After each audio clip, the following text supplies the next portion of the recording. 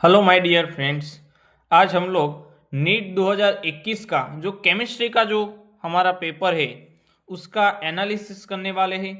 Chemistry में total 50 question थे।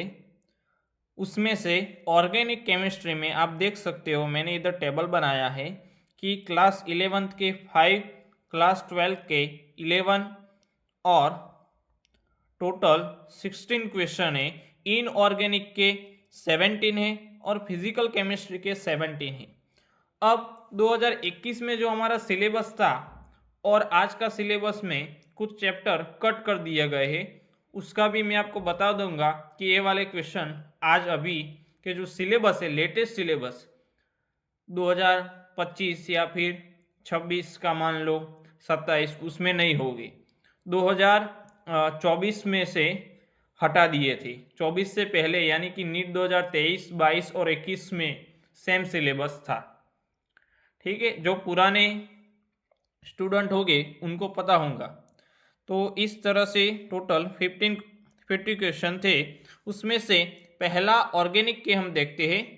ये वाला जो क्वेश्चन है हमारा, वो देखो, आप देख सकते हो, hello alkane hello Erin chapter से लिया हुआ है, पेज नंबर 310, जिसका आंसर है सेटजेव रूल्स का। ये वाला उधर से लिया हुआ था।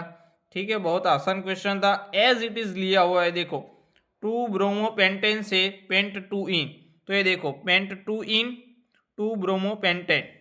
ठीक है, तो बहुत आसान क्वेश्चन था। ये वाला जो क्वेश्चन है वो हमारा हाइड्रोकार्बन से 310 पेज नंबर से लिया हुआ है। एंटी मार्कोनिकोव रूल्स अकॉर्डिंग हमारा आंसर बन रहा है 4th। ठीक है,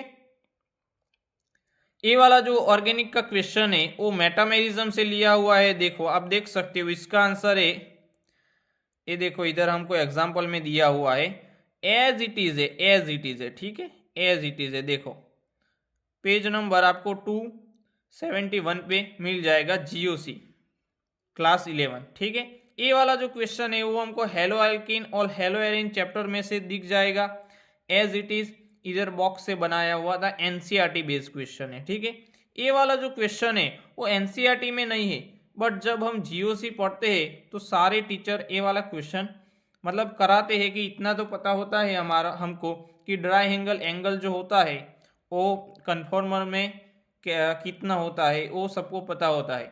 तो इस तरीके से ये वाला क्वेश्चन करना था। ये वाला जो क्वेश्चन है वो जीओसी में आपको 279 पेज नंबर पे आपको मिल जाएगा। ठीक है, वहाँ से लिया हुआ है, जो थियोरी वाला जो पोर्शन है जीओसी में लास्ट में वहीं से लिया हुआ था। उसके बाद देखते हैं कि ये वाला जो क्वेश्चन है वो जो हमारी रिएक्शन है वो इधर आपको एसीटोन यानी कि कीटोन है। तो इस इधर आप देख सकते हो कि कीटोन में इधर लास्ट वाली जो रिएक्शन है उसके हिसाब से बनाया था कि कीटोन में क्या होता है भाई, तो 3 डिग्री अल्कोहल बनता है। तो 3 डिग्री अल्कोहल वाला एक ही ऑप्शन है, ऑप्शन नंबर 3।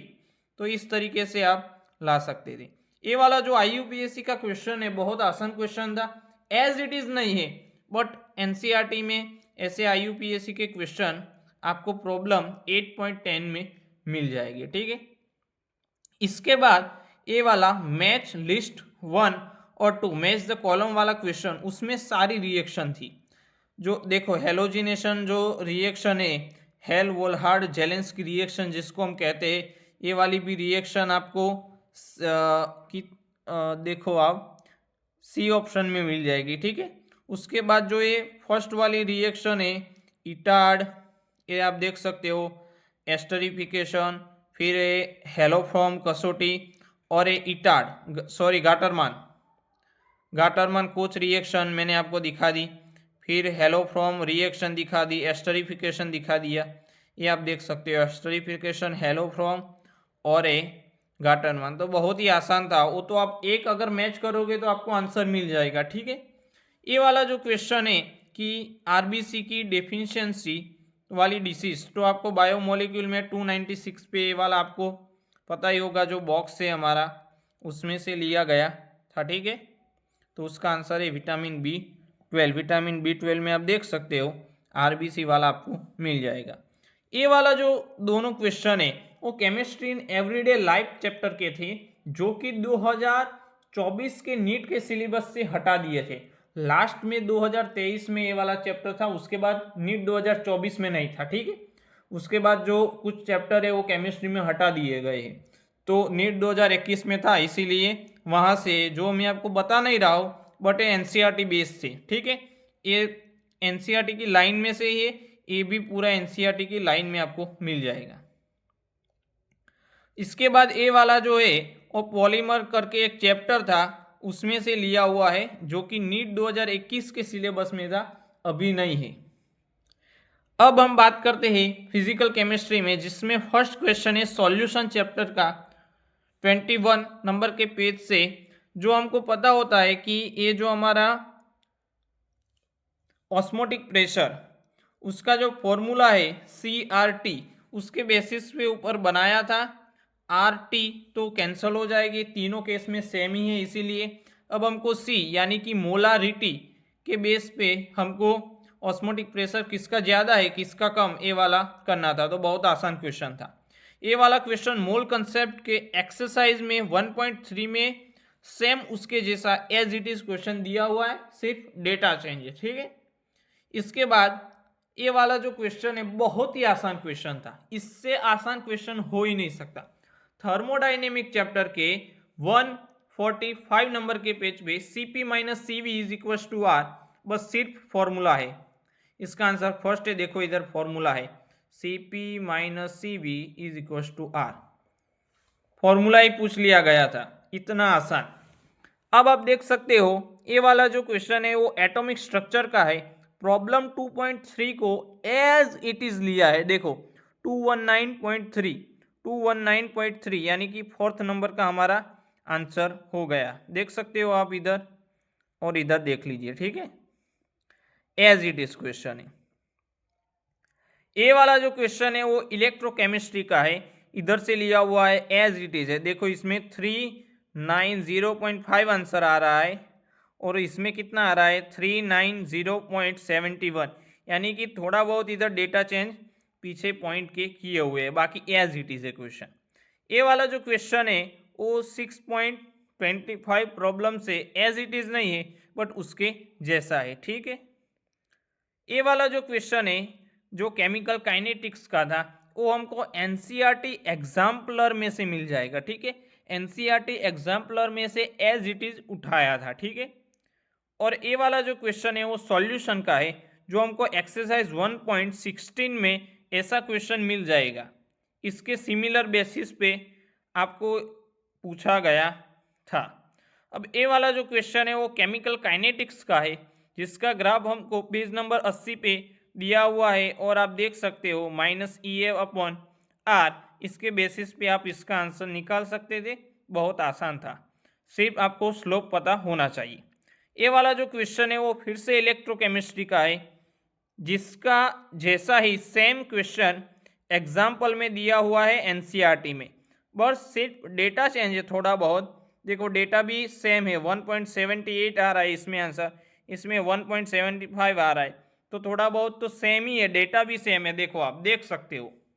और ये वाला जो क्वेश्चन था कि आइसोथर्मल कंडीशन में डेल्टा यू और डेल्टा एस कैसे होते हैं, तो आपको इधर दिया गया है कि डेल्टा यू आइसोथर्मल में क्या होता है 0, आप देख सकते हो डेल्टा यू क्या होता है 0, but delta S total surrounding plus system is not 0 for irreversible process. देखो इनरिवर्सिबल प्रोसेस में ही पूछा है, यानी कि डेल्टा यू 0 है और डेल्टा एस कितना है नॉट 0 है। इधर देखो लिखा हुआ है, आप अच्छे से पढ़ो। तो एज इट इज ऐसे एनसीईआरटी के 159 पेज नंबर से एज इट इज एनसीईआरटी में से बनाया हुआ क्वेश्चन है, बहुत ही अच्छा क्वेश्चन था। और इधर लिखा भी है delta U does not discriminate between reversible and irreversible process whereas delta S does, ठीक है। तो यहां से लिया हुआ है। ये वाला जो क्वेश्चन है वो टिंडल इफेक्ट का था, जो कि हम क्लास 10th 9th वगैरह में पढ़ते हैं, सॉल्यूशन का जो हमारा चैप्टर है उसके बेसिस पे लिया हुआ था। हमको पता होता है कि कॉलॉइड जो हमारा सॉल्यूशन है उसमें देखने को मिलता है, तो इसका आंसर क्या आ जाएगा, सेकंड, यानी कि स्टार्च सॉल्यूशन। ये वाला जो हमारा क्वेश्चन है वो सॉलिड स्टेट से लिया हुआ था, दोनों के दोनों क्वेश्चन, जो कि नीट 2021 के सिलेबस में थे, अभी नहीं है, ठीक है। ये वाला जो है वो गैसियस स्टेट से लिया हुआ था, जो कि अभी के सिलेबस में नहीं है। ये वाला भी गैसियस स्टेट्स जैसे चैप्टर से लिया हुआ था। ये वाला जो क्वेश्चन है वो इक्विलिब्रियम चैप्टर से लिया हुआ है। इसमें जो एसिडिक स्ट्रेंथ का फर्स्ट स्टेटमेंट है वो आप इधर देख सकते हो। इसका रीजन भी इसमें लिखा हुआ है कि जैसे जैसे हम नीचे जाते हैं ग्रुप में तो क्या होता है, आयोनिक जो हमारी रेडियस होती है, एटम की रेडियस होती है वो बढ़ती है, यानी कि बढ़ेगी तो H जो प्लस होगा वो जल्दी से मुक्त हो पाएगा, यानी कि एसिडिक स्ट्रेंथ बढ़ेगी। तो इसके दोनों के दोनों स्टेटमेंट क्या थे, ट्रू थे, जो कि आपको इक्विलिब्रियम 200 पेज नंबर पे मिल जाएगा। अब इसके बाद बात करते हैं जिरकोनियम और हाफियम की, जो कि लेंथेनॉइड कॉन्ट्रैक्शन दिखाते हैं, जो इधर आपको डी और ए ब्लॉक में लिखा हुआ है, देखो इधर मैंने हाईलाइट किया है, ठीक है, आप देख लेना इधर, ये देखो वहां से एज इट इज लिया था। ए वाला जो क्वेश्चन है वो भी डी और ए ब्लॉक में से लिया है। इसमें फाइंड करना है कि इनकरेक्ट कौन सा है। तो इसमें जो फर्स्ट नंबर का है sentence, most of the trivalent lanthanoids ions are colourless in the solid state. तो इधर आपको दिख जाएंगे कि many trivalent lanthanoid ions colour both in the solid state and aqueous solution, यानी कि दोनों में होते हैं, यानी कि फर्स्ट सेंटेंस ही हमारा गलत था। जो मैंने येलो में जो हाईलाइट किया ना, वहाँ ये फर्स्ट वाला सेंटेंस मिल जाएगा। उसके बाद जो दूसरा सेंटेंस है कि lanthanoid good conductor of heat and electricity, ये रेड में आपको दिख जाएगा, ठीक है। और उसके बाद जो नीचे का होता है कि actinoid contraction is greater for the element than lanthanoid, तो इसमें आपको इधर आपको दिख जाएगा, ठीक है। तो ये वाले वहाँ से उठाए गए थे, एनसीईआरटी के आपने अच्छे से पढ़ा होगा, समझा होगा कॉन्सेप्ट को, तो आप इजीली कर सकते थे। ये वाला जो हमारा क्वेश्चन है ईडीटी है, इथिलीन डाइमोवाइड डाइएमाइन टेट्रा एसिटिक एसिड, ठीक है। तो ये 121 पेज नंबर से लिया हुआ है, और ये तो बहुत ही आसान था, हेक्साडेंटल जो हमको पता होता है, तो फोर्थ नंबर का आंसर है, ठीक है। ये वाला जो क्वेश्चन है वो केमिकल बॉन्डिंग में से लिया हुआ है, आपको पता ही है, बहुत आसान क्वेश्चन है। ये वाला जो क्वेश्चन था BF3, आप देख सकते हो इधर BF3 का हमको दिया हुआ है, जिसका sp2 होता है और टोटल इलेक्ट्रॉन कितने हैं, 6 से। ये वाले आइसो इलेक्ट्रॉनियस स्पीसीज जो कि पीरियोडिक टेबल में हमको दी गई है, और इसका आंसर आप देख सकते हो, बहुत ही आसान था, कॉन्सेप्ट आपको आता होगा तो आपने कर लिया होगा। ये वाला जो क्वेश्चन है, ठीक है, 91 नंबर का जो क्वेश्चन है, उसमें जो हमारा ये जो फर्स्ट है इसमें से नॉट करेक्ट हमको फाइंड करना था, यानी कि गलत कौन सा है। तो ये जो फर्स्ट वाली है कि इंक्रीज पीके वैल्यू, तो पीके की वैल्यू क्या होती है, डिक्रीज होती है, क्योंकि एसिडिक स्ट्रेंथ बढ़ता है, इधर मैंने हाईलाइट करके आपको दिया है। और इसमें जो सेकंड है, सेकंड नंबर का सेंटेंस, ये इधर आपको दिख जाएगा कि जब NH3 PS3 ASH3 SbH3 जैसे जैसे ग्रुप में ऊपर से हम नीचे तक जाते हैं, तब क्या होता है, एसिडिक कैरेक्टर बढ़ता है। तो इसमें क्या होता है, बेसिसिटी, देखो बेसिसिटी क्या हो रही है, नीचे जाते हैं तो डिक्रीज हो रही है, यानी कि एसिडिक स्ट्रेंथ बढ़ता है। तो ये वाला दूसरा सही था, यानी कि फर्स्ट क्या था, गलत, तो वही हमारा आंसर हो जाएगा।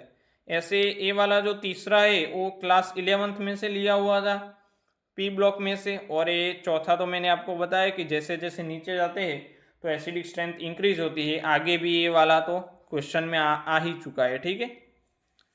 ये वाले जो दो क्वेश्चन थे वो हमको एनसीईआरटी में एज इट इज नहीं मिलेंगे, बट ये वाला जो क्वेश्चन था वो कोऑर्डिनेशन कंपाउंड में से लिया हुआ था।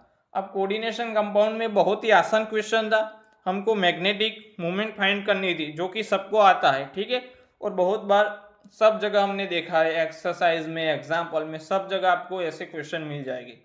ये वाला जो क्वेश्चन था वो polar non polar basis concept के बेस पे बनाया हुआ था, जो कि बहुत आसान क्वेश्चन था।